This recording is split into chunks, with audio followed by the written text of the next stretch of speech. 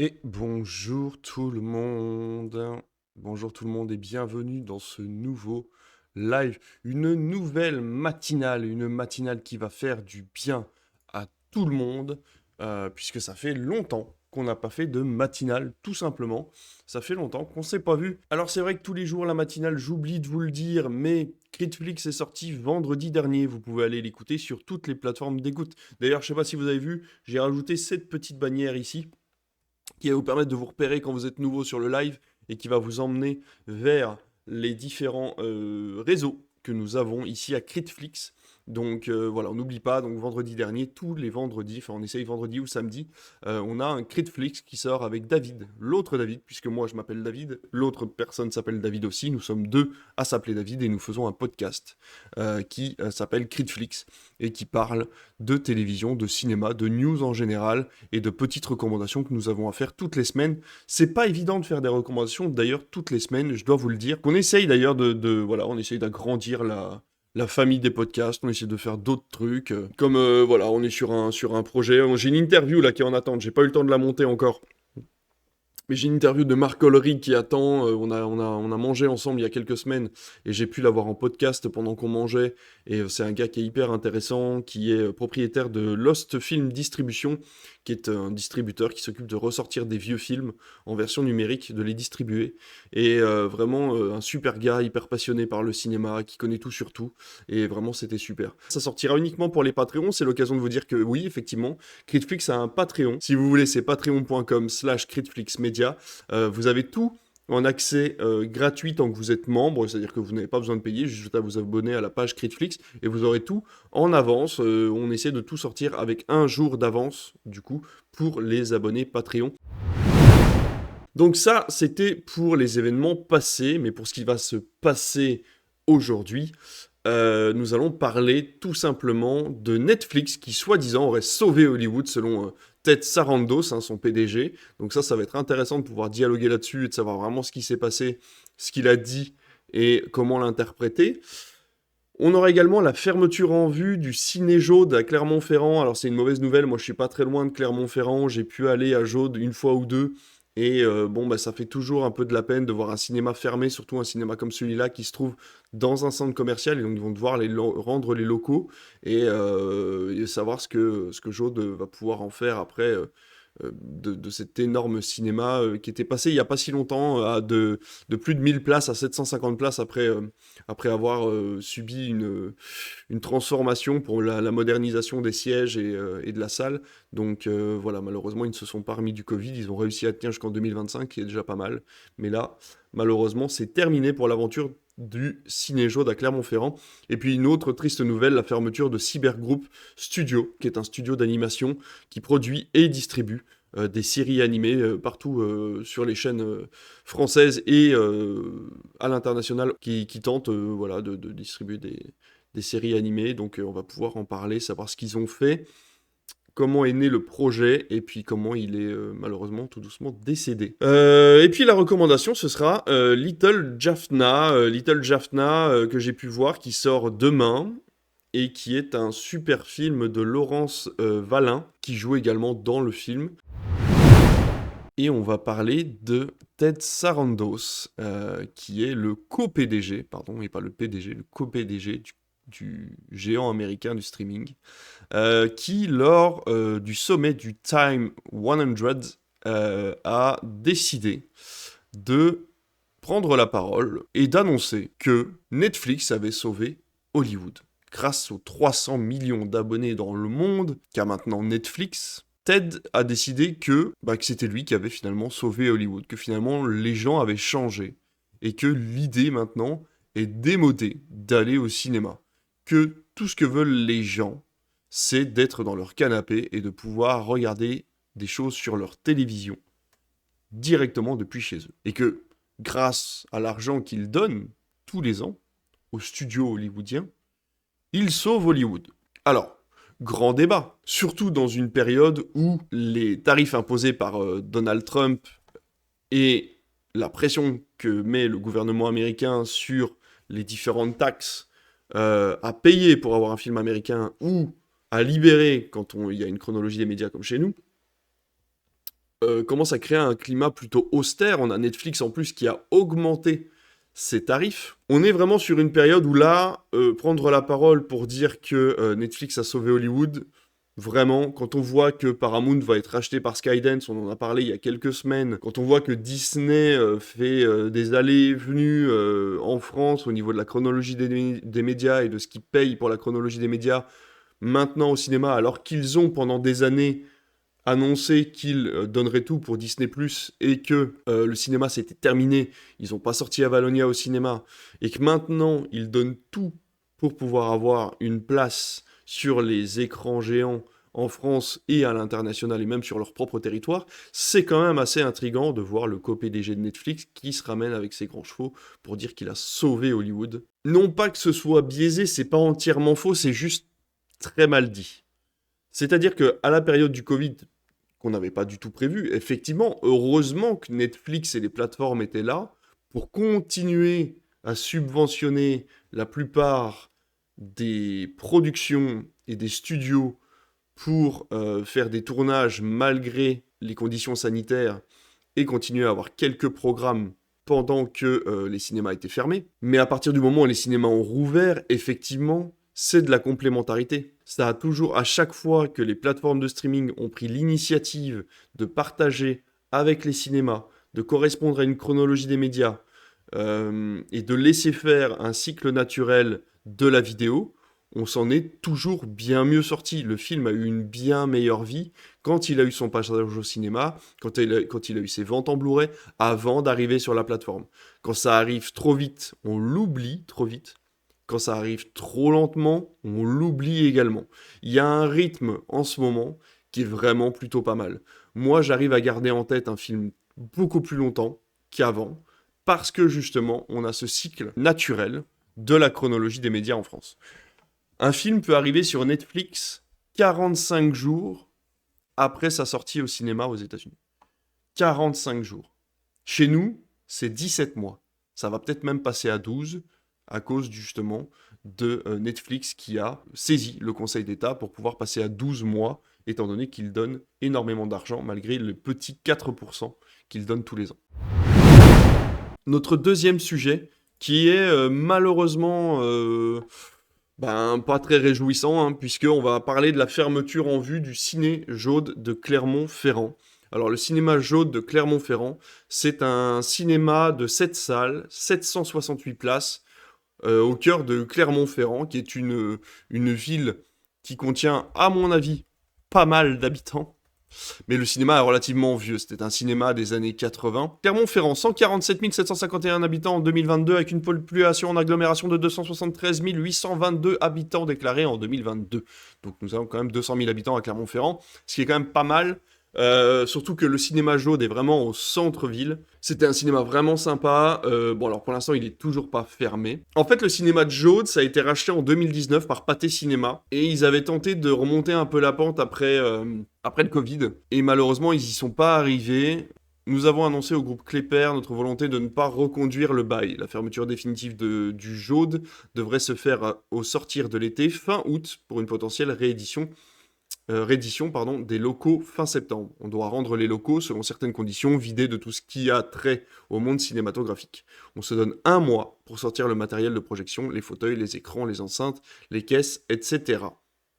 Donc ça, c'est Juliette Maya, je dirais, directrice, donc, qui est directrice des 3 établissements exploités par Pathé dans l'agglomération clermontoise. Donc il faut bien comprendre qu'il y a d'autres cinémas qui sont toujours ouverts à Clermont-Ferrand. C'est pas la fin du cinéma à Clermont. Il y a toujours le Ciné Capitole, le Ciné Dôme. Vous avez également un cinéma CGR en bordure de ville, etc., etc. C'est juste que, voilà, celui-ci, ça fait un petit coup au cœur parce qu'il était quand même ouvert depuis 1980 dans le centre commercial. Et il avait fait, du coup, il y avait une petite fermeture en 2017, comme je vous avais expliqué en début de matinale, pour une restructuration qui était passé donc de 1250 sièges à 750 pour pouvoir avoir des sièges de meilleure qualité, hein, comme on voit maintenant dans les cinémas modernes, avec plus de place pour les gens, plus de place par personne, des sièges un petit peu plus quali, ce genre de choses. Donc ça perd forcément en nombre de places. Ils ont quand même perdu 40 000 entrées entre 2019 et l'année dernière. Donc c'était quand même une grosse différence.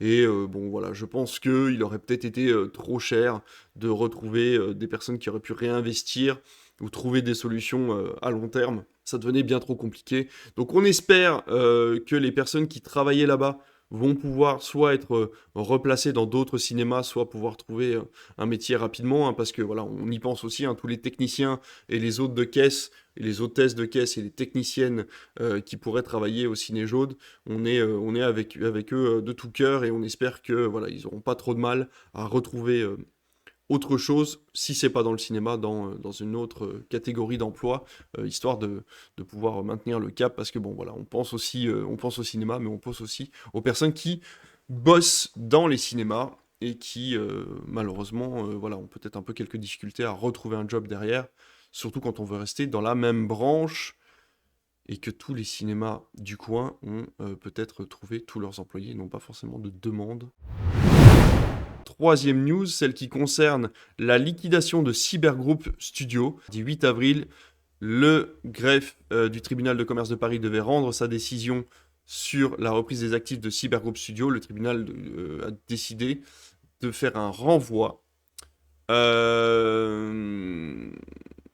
Donc la liquidation de Cybergroup a été prononcée. Il faut savoir que, donc, pour rappel, que 4 entrepreneurs avaient manifesté leur intérêt pour la reprise de tout ou une partie des activités de Cybergroup Studio. Mais ce jeudi 24 avril, le tribunal de commerce a en fin de compte choisi de prononcer la liquidation judiciaire en dépit d'une amélioration de l'offre initiale déposée par Solène. Donc, on l'a refait. Le 8 avril, il devait y avoir une décision de prise par le tribunal de commerce de Paris qui avait été renvoyée finalement pour une décision ce jeudi 24 avril de prononcer la liquidation judiciaire du studio malgré 4 repreneurs qui avaient manifesté leur intérêt pour une reprise de tout une partie des activités de Cybergroup Studio. Alors, pourquoi ça a été refusé? Très certainement parce que malgré l'entrain de ces quatre repreneurs, ça ne devait pas satisfaire le tribunal de commerce de Paris qui n'y voyait pas une pérennité pour l'entreprise et donc ne pouvait pas accepter cette reprise. Il faut savoir que le dossier des repreneurs soulignait des frais de structure excessifs impactant gravement toute possibilité de dégager un bénéfice éventuel, que ce soit une reprise ou pour la continuité de l'entreprise, quoi. Mais qui est Cybergroup Studio? Je vais vous le montrer tout de suite. C'est comme, alors c'est marrant parce que les studios d'animation, on les connaît pas énormément et pourtant ils en font énormément pour nous, pour nos enfants, ce genre de choses. Et je vais pouvoir vous montrer. Cybergroup Studio, c'est un studio d'animation qui va avoir pas mal de choses qu'on connaît. Comme par exemple alors, si vous avez des enfants, vous connaissez, ou si vous traînez sur les chaînes pour enfants, vous connaissez. Donc, par exemple, Gigantosaurus, hein, qui est assez connu, qui est un dessin animé qui existe depuis quand même pas mal de temps, hein. Alors, encore une fois, c'est de la production et de la distribution, donc ils font appel à des studios aussi parfois pour créer des choses. Donc, on va avoir ici donc Gigantosaurus, on avait Droners aussi, qui était sur TF1, je crois, qui avait été présenté sur TF1, et puis donc du coup sur TFX aussi maintenant. Taffy, donc on a la sorcière Sabrina, la version animée, hein, qui avait été produite, Tom Sawyer également. Voilà, donc il y a quand même beaucoup de choses. Mini Ninja qui avait été produit par eux. Oui, donc il y a énormément de choses assez connues qui ont été produites par de Cybergroup Studio, mais malheureusement, je pense que les ventes et ce que rapportaient ces séries animées n'étaient malheureusement pas suffisants. Et donc Cybergroup Studio va devoir fermer ses portes. Alors, ça ne veut pas dire que ces animations, ces dessins animés vont s'arrêter. Ça veut juste dire que eux, ils ne pourront plus le produire, ils ne pourront plus ni le distribuer non plus, c'est-à-dire ils ne pourront plus apporter les fonds pour l'animation, pour payer les studios, et derrière pouvoir les distribuer, donc proposer aux chaînes de télé et aux plateformes de les diffuser. On en a fini avec les news, on va pouvoir passer à la recommandation de ce matin. Little Jaffna de Laurence Vallin. J'espère que ça se dit comme ça, je suis vraiment désolé. Donc Laurence Vallin qui a déjà fait 2 courts-métrages, un qui s'appelait déjà Little Jaffna et The Loyal Man, et il utilise son histoire, il utilise l'histoire de ses parents pour réaliser ses films, ses 2 courts-métrages et maintenant son premier long-métrage tiré du court-métrage. Little Jaffna, c'est un film qui sort demain, 30 avril, le mercredi 30 avril, qui dure 1h39 et qui raconte l'histoire de Michael. C'est un jeune flic qui qui a pour devoir d'infiltrer la communauté de Little Jaffna à Paris, qui existe vraiment, cette communauté. C'est un petit quartier de Paris où est rassemblée toute une population sri-lankaise, et donc du coup on a appelé ça Little Jaffna. Il y a beaucoup de ressortissants tamouls également là-bas, et donc lui il va devoir infiltrer une mafia, il va devoir infiltrer un groupe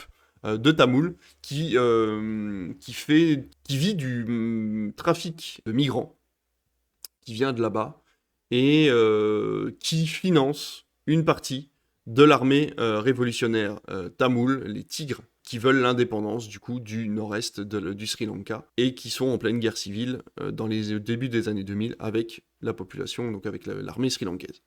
Donc lui, il est flic, il est français, ses parents sont de là-bas, sa grand-mère aussi, et il décide donc d'infiltrer pour essayer de tirer tout ça au clair. J'ai adoré, c'était vraiment vraiment très très cool. Pour un premier film, qu'est-ce que c'est bien filmé! Oh là là, c'est vraiment, on sent qu'il y a une envie de se rapprocher du cinéma bollywoodien d'action, tout en étant dans un drame à la française. Donc ça reste un film de mafia et de flics infiltrés, qui est assez classique dans sa structure. Donc c'est vraiment ce flic qui va rejoindre une population parce qu'il leur ressemble, il peut se faire passer pour quelqu'un du même avis qu'eux. Au début, il est forcément contre, lui il est flic français, et il voit que ce sont des trafiquants d'hommes et de femmes. On voit qu'il y a de l'échange d'argent pour financer une guerre civile au Sri Lanka et des rebelles au Sri Lanka, et il va tout doucement changer d'avis sur cette population qui vit en France, sur le fait qu'ils veulent retrouver leur terre, sur le fait qu'ils veulent l'indépendance d'une partie du Sri Lanka pour des raisons bien à eux et qui sont peut-être valables aussi. On a tout le côté religieux qui est hyper intéressant,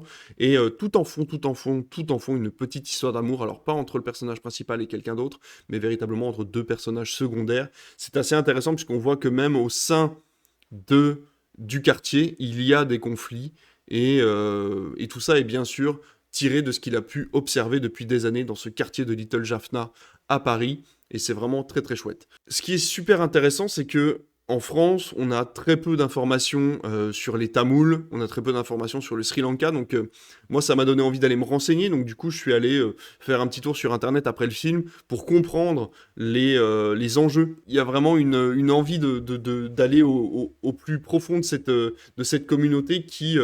malgré un attachement à la rue, en fait, va essayer de garder certaines valeurs. Et alors, c'est intéressant parce qu'en fait, c'est des gens qui ont à peu près notre âge, entre 30 et 40 ans, et qui sont malheureusement tous orphelins. Leurs parents ont été tués pendant la guerre ou n'ont pas pu traverser. Et donc, ils se retrouvent tout seuls. Ils ont été recueillis par les personnes qui ont pu arriver en France, et ils travaillent pour eux. Donc, on a Aya, qui est un grand mafieux, qui dirige cette communauté de Little Jaffna et qui va tenter de récolter de l'argent.